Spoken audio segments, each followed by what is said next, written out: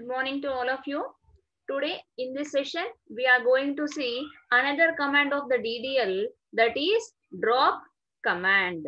A drop command is used to delete the objects such as table, index or view. So drop is nothing but what? Drop is nothing but a deletion. Deleting a particular object. It may be table, it may be index, it may be view, it may be of any schemas, right? So this drop statement cannot be rolled back. So once the object is destroyed, there is no way to recover it. For example, if I deleted a table, you cannot get it back again. Why? Because you are doing with the drop command. So the drop command ensures that once the object is deleted, that means completely deleted. You cannot get it back. Consider in our laptops or in our mobiles, we have trash bin or recycle bin. So what is the use of that? If you delete a particular thing, you can get it from there again. Yes or no? Similarly, quite opposite to that, drop command, if you delete a table, you cannot get it back again anymore. That is the advantage of drop command. So once we say that once the object is deleted, we cannot get it back, but we can do that with the help of the truncate command. So that is the next command. So in this drop command, how we are going to write?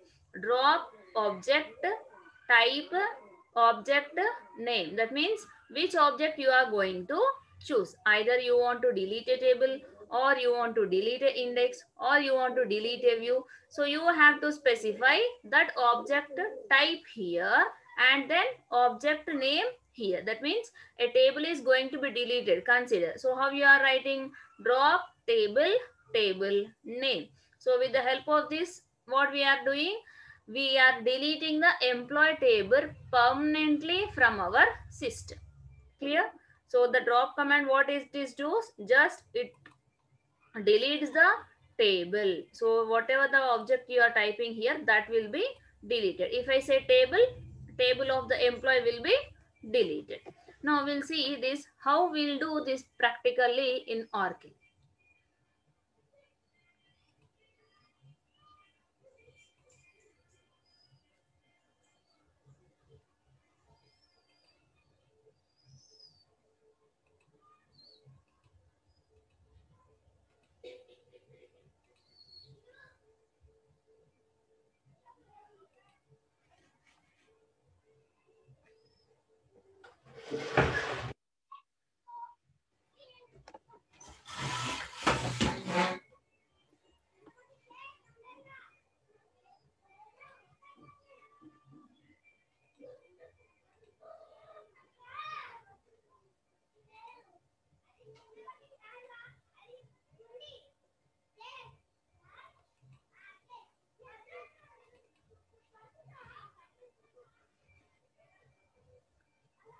Now I'm saying sign in.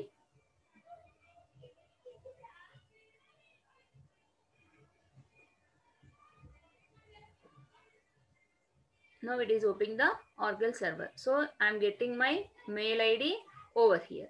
Now just click on these three buttons. Now select SQL worksheet.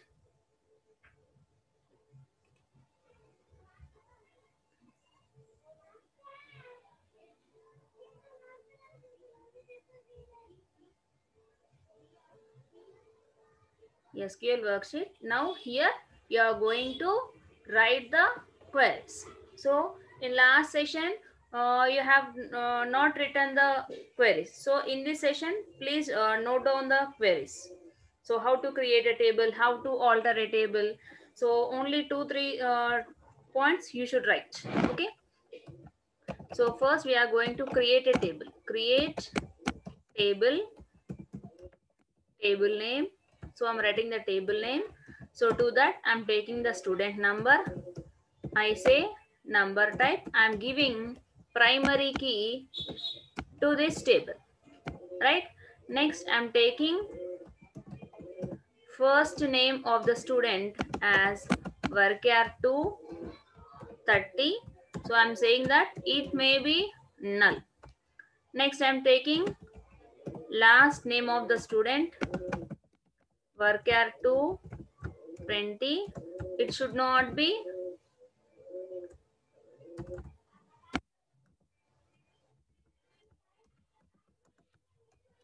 not null, right? Now say close this and I'm giving the semicolon. If I say run, what will happen? A table is going to be created. Now you can able to see the table created, right? Now I want to describe the table. So first put this in a comment section. Say I'm describing student. So what will happen? If you say run, here you'll get a table with the specified number of columns here. Student number, first name and last name, right? Now, so the student table is here. Now what I want to do? I want to delete this table. So whatever the table you created, if you want to delete that, so what command we learned today? That is drop, right? So what is the syntax of drop? Drop table, table name. So drop, then table. What is our table name? Student is our table name. Once you delete this table, you cannot get it back again. So this is the major important thing you need to understand in the drop command. Okay. So if I say drop, say run. So what you are saying? Your table dropped message you are getting here. Now try to watch whether the table is deleted or not. Now try to check. How we'll check? We'll check with the describe table. So if you say describe table, what it will show you? Object student does not exist. That means what? The table is not there. Why? Because we have deleted the table. Clear? So what is the syntax of drop? Drop table, table name. Clear this one?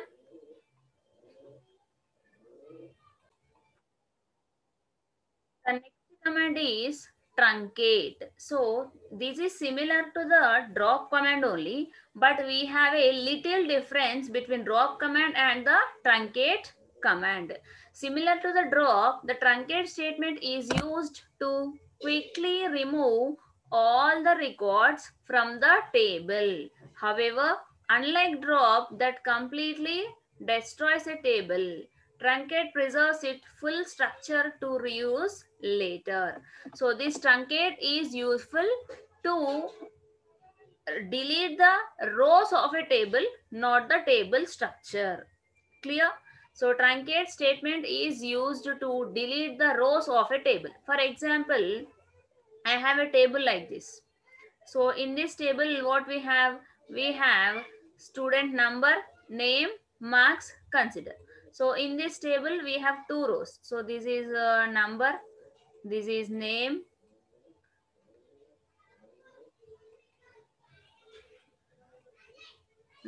say this is marks.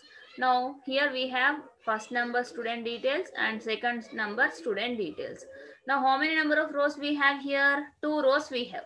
So this truncate command will be useful to delete these two rows only, not the table structure. Clear? So table structure will be there as it is, but it deletes the rows of the table. That means, for example, I entered the student details. The student details will be deleted by using your truncate command. Clear? Drop is to delete complete table. If you say drop, this complete table will be removed from your database. If you say truncate, only rows are going to delete. So this is the difference between drop and truncate. Clear? Now, so in truncate preserves its full structure to reuse later. That means what? If you deleted 1, 2 rows, you can enter third row, fourth row, fifth row, again 1, 2 rows for the next use also. So table will be as it is. You can add the new data into the table by truncate. By the drop table, you can delete the rows as well as structure of the table also. Clear? So please be careful when using truncate and drop. Drop is to delete the complete table, whereas truncate is used to delete only the rows of the table, right?